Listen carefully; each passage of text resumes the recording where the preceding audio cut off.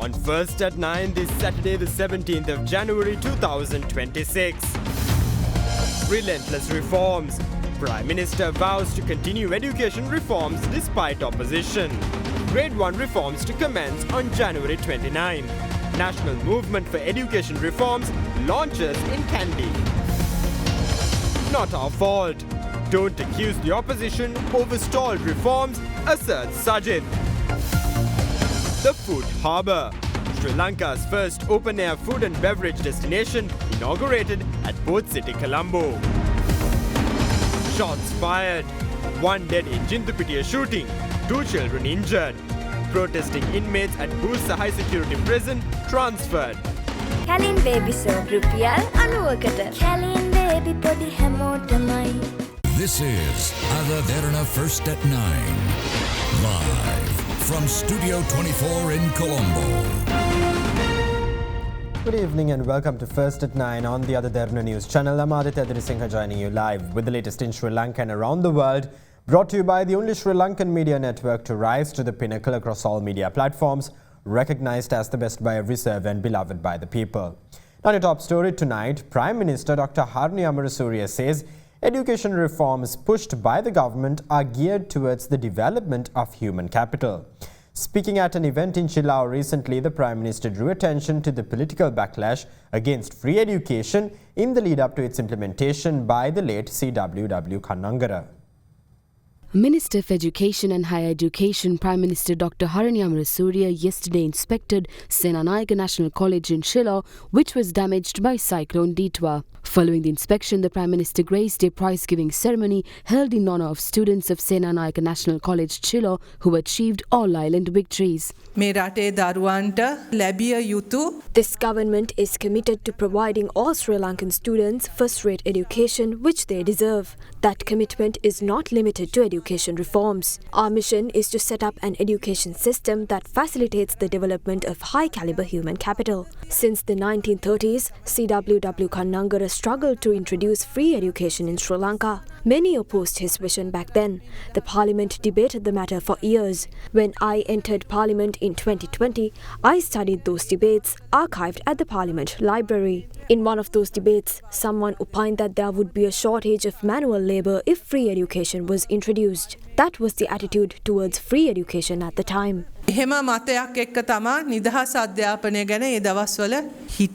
Subsequently, Prime Minister Dr. Harani Amarasuriya called on Chief Incumbent of Sri Vijayarama Temple in Shillong, Venerable Sumanasiri Thera, the Deputy Chief Sanganayaka of the Northwestern Province. During the meeting, the Prime Minister and the Chief Incumbent discussed education reforms. Separately, a discussion was held today at the Puttalam District Secretariat with education officers and school principals regarding future educational activities in the Puttalam district under the patronage of Prime Minister Dr. Harani Amarasuriya. We have not taken a step back in transforming education through reforms. Although certain amendments will be made, we have not taken a step back. We will continue to lay the groundwork necessary for the implementation of reforms this year too. This is not something that can be wrapped up in a year or two. We have no insurmountable challenges. Opposition to transformative change such as this is an expected reality. However, we will not be shaken by demonstrations launched by certain groups. Our goal is to correct our mistakes and proceed further. If these corrections require time, we are ready to take time. That is because we want reforms to be implemented properly. We are dealing with the future of our children here. We acknowledge that the issue primarily lied within a single module. However, we were more concerned with how the mistake occurred as opposed to the mistake itself. A procedural weakness was apparent. Therefore, we will not shy away from taking time to fix the process. That was the decision we took. The reforms for Grade 1 will commence on the 29th. We will not let injustice befall Grade 6 students. Reforms are being implemented with utmost care since we want to ensure trust is not impaired. හරිම සුපරීක්ෂාකාරීව මේ වැඩේ කරන්නේ. ඔබේ සම හඳුනාගෙන ඖෂධීය ශාකසාරමේ forever face wash එකක් භාවිතා කරන්න. The inaugural series of programs aimed at raising awareness among the public on the new education reforms was officially launched in Kandy today.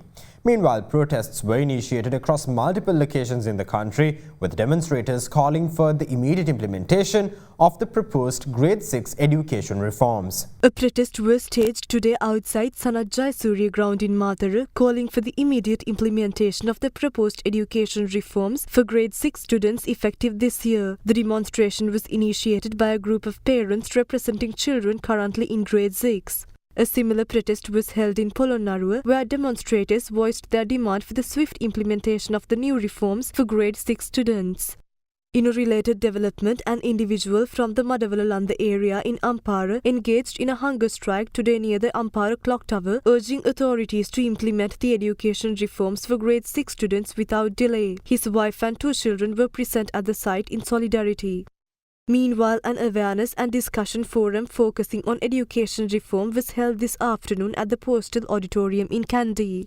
If a tree was planted here and an elephant, a bull, a donkey and a monkey were placed around it, and if they were challenged to climb the tree with the fastest declared the winner, the monkey would undoubtedly prevail. However, if the challenge were changed to uprooting the tree, the elephant would clearly emerge victorious. The outcome shifts when the criteria used to measure ability are changed. This is precisely why the implementation of education reforms is essential. මේ අධ්‍යාපන ප්‍රතිසංස්කරණ අපි අනිවාර්යෙන් කළ යුතුයි. එක දවසක එක රැයක දෙතුන් කෙනෙක්ගේ හිත්වල This is not an idea that emerged overnight within our society. Some have alleged that the proposed education reforms undermine our national identity, history and cultural values. However, they have failed to clearly identify where or how these reforms disregard our nationality, heritage or culture. We are fully prepared to assume responsibility for the country's education sector. Our commitment includes strengthening schools across the island and ensuring that teachers receive proper training. In addition, we intend to initiate a thorough review of modules that have generated significant public backlash. We urge the public to move beyond the role of mere voters and to embrace their responsibility as citizens of this country. ඡන්දදායකයෙක් විතරක් හැටියට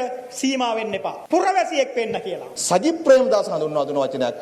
Sajid Premadasa alleges that the government is attempting to introduce obscenity into the school curriculum. This controversy arose from the use of a particular word in a lesson designed to encourage students to form new friendships. I acknowledge that the inclusion of this word reflects an error and a lapse in responsibility on the part of the relevant officials. Accordingly, the National Institute of Education must ensure that those responsible are held accountable. It is important to note that this word appears only once in the entire curriculum. If the government truly intended to promote same-sex relationships through the curriculum, would such a word be included on a single occasion alone?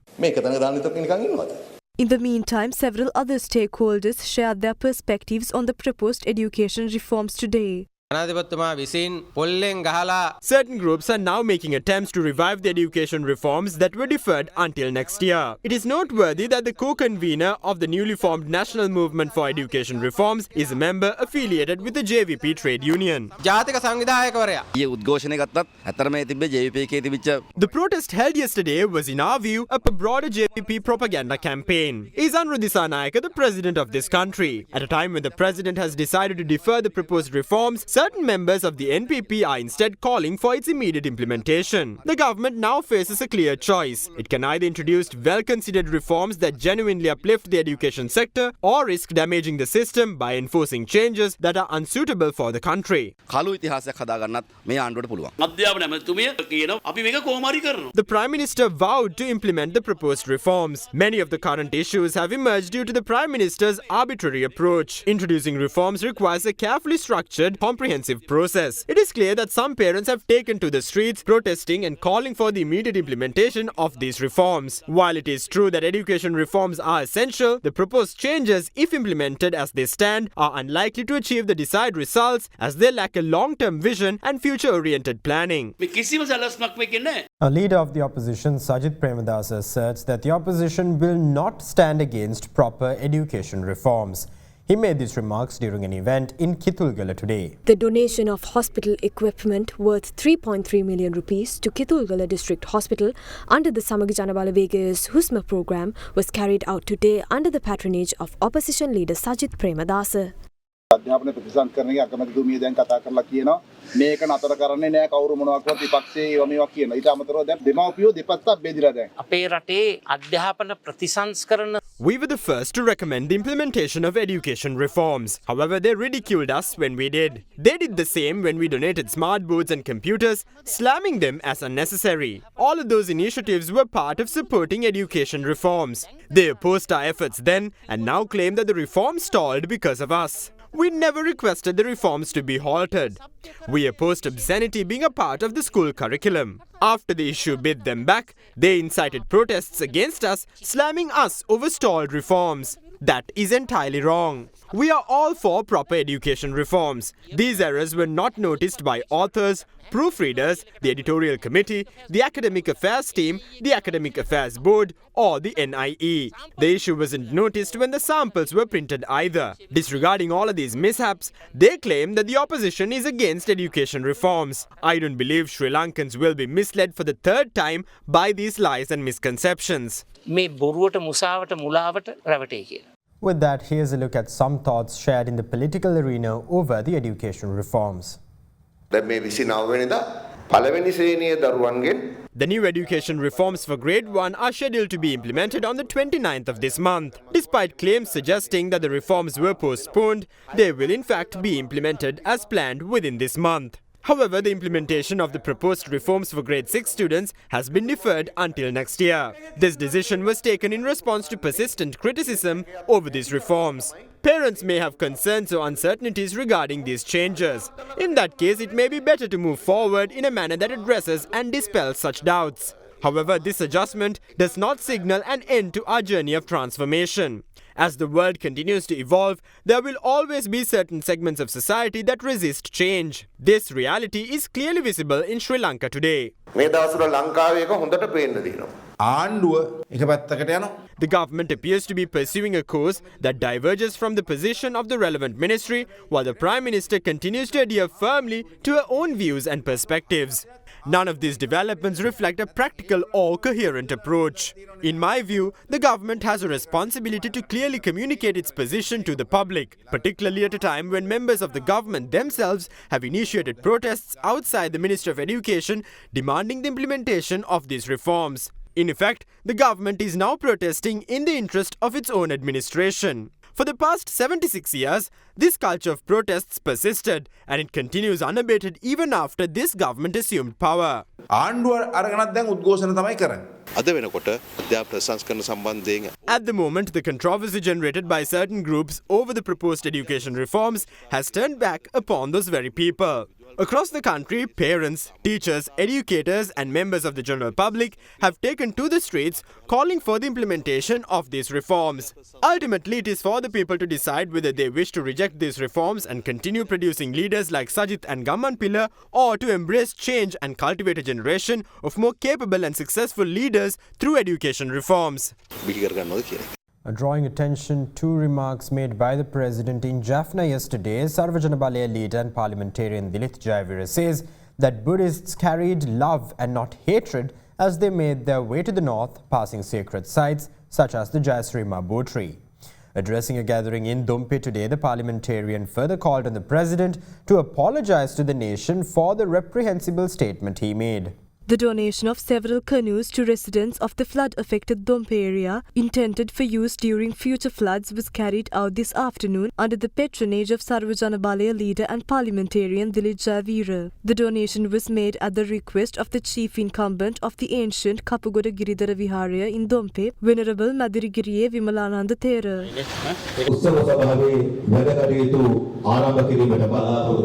ස්වාමීන් වහන්සේලා ගැන මම දැක්කා එක්තරා දේශපාලනඥයෙක් විවේචනයක් කරනවා. I saw a certain politician criticizing the Buddhist clergy. What do they know about the Buddhist clergy or the sacrifices they made? Our people traveled to Nagadeepa, passing sacred sites such as Ruwanvali Mahasaya and the Jayasri Mahabodhi, carrying love, not hatred. They took love to the north, not hostility. I urge all critics to travel on the Yal Devi train and witness the love shared between our people and the people of Jaffna, especially the pilgrims who visit Nagadeepa. The chief incumbent of the Nagadeepa temple knows firsthand how much compassion compassion is practiced there in line with the teachings of the Buddha. Buddhism teaches that no one is born an outcast or a Brahmin, and likewise no one is born a Sinhalese or a Tamil by destiny. This is a universal doctrine that calls for kindness. Hatred has no place in it. Those reprehensible remarks must be withdrawn immediately. It is a hateful and racist statement. It is the responsibility of the President to withdraw the statement, issue an apology and communicate this clearly to the nation. I believe he will fulfill that responsibility without delay.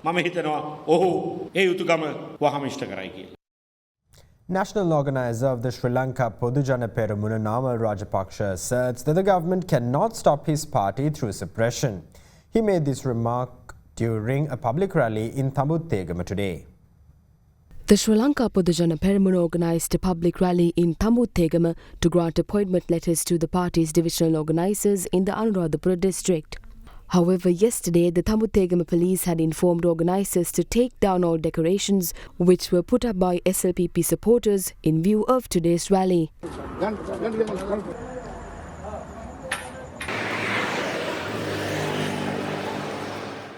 Despite the setbacks, the rally took place this afternoon as planned under the patronage of SLPP national organiser Namal Rajapaksa.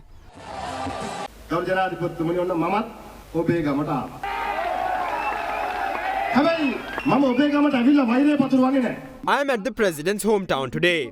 However, I will not spread hate. I am glad the President enjoys the freedom of visiting Jaffna, which was made possible by my father through overwhelming sacrifices. The government cannot suppress and stop us. Even if they incarcerate us, they will not be able to stop us. Taking down our flags and banners will not stop us either. We implore the government to not use the same tactics used in the late 1980s. Those tricks may have worked in the past. This is a new generation. There is a new political culture now. The President must be allowed to fly in helicopters. I will never say anything against it. However, what are we supposed to do if he chooses not to take one?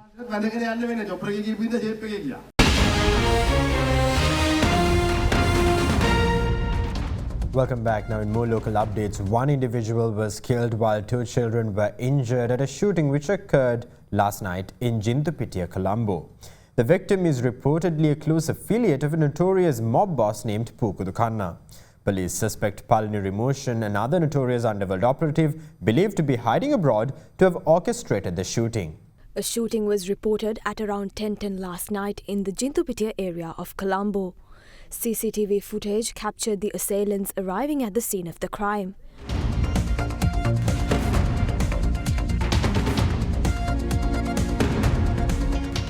One suspect was disguised in a burqa, while the other was seen with a firearm in his possession.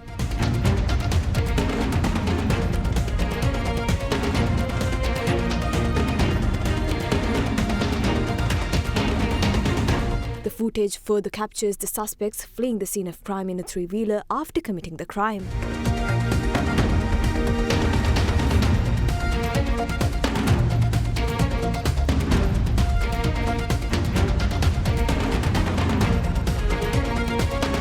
The deceased male victim was identified as 44-year-old Jesu Nasser, also known as Coniston. A 3-year-old boy and a 2-year-old girl who were in close proximity to the victim at the time also sustained injuries and were later hospitalized. Police investigations have uncovered the victim to be a close associate of Pukudukanna, the head of an underworld gang.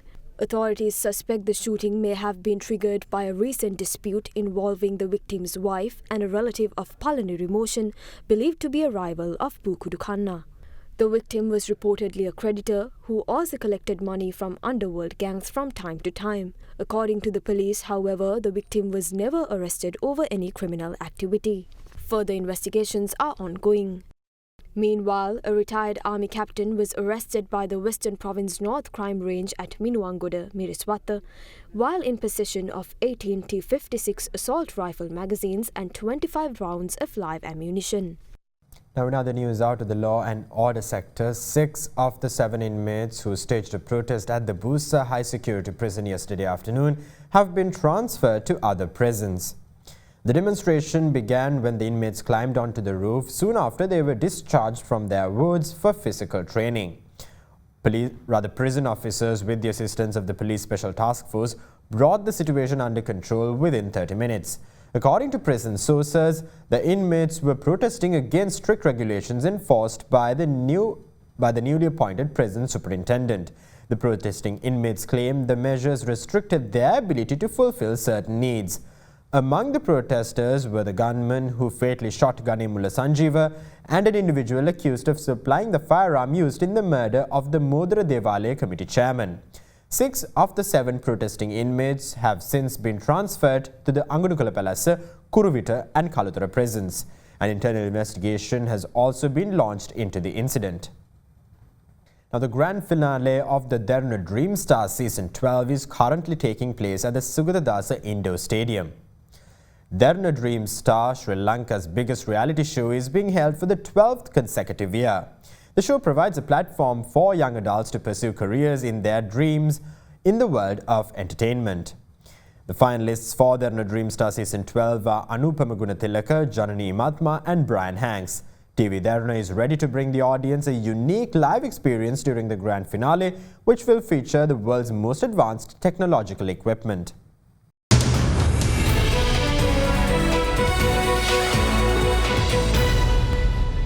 On your business news, Sri Lanka's first open-air food and beverage destination, dubbed the Food Harbour, was inaugurated at Port City, Colombo. This is recognized as Sri Lanka's first ever container-style dining destination, offering a global culinary experience like no other.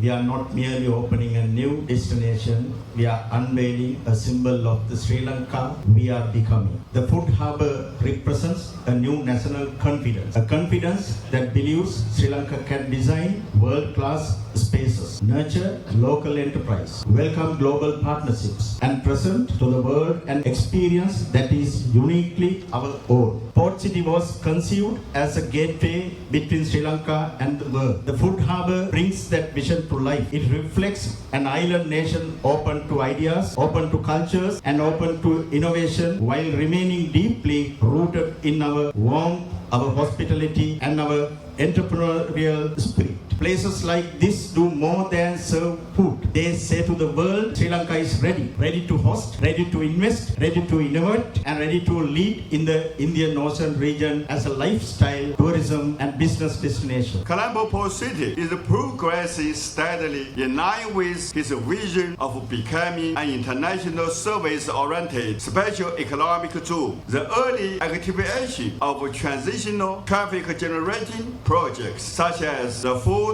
Harbour, which stimulate activity through the pilot points, driving comprehensive development approach, which will help enhance the visibility and attractiveness of Port City, Colombo. China and Sri Lanka enjoy long-standing traditional friendship. Over the years, the two sides have continued to deepen practical cooperation based on the principle of mutual benefit and win-win outcomes. China stands ready to continue working with Sri Lanka in the spirit of mutual respect, equality, mutual benefit, openness, and inclusiveness to advance more tangible cooperation outcomes and to further expand cooperation in areas such as investment and trade, modern services, green development, tourism, and people-to-people.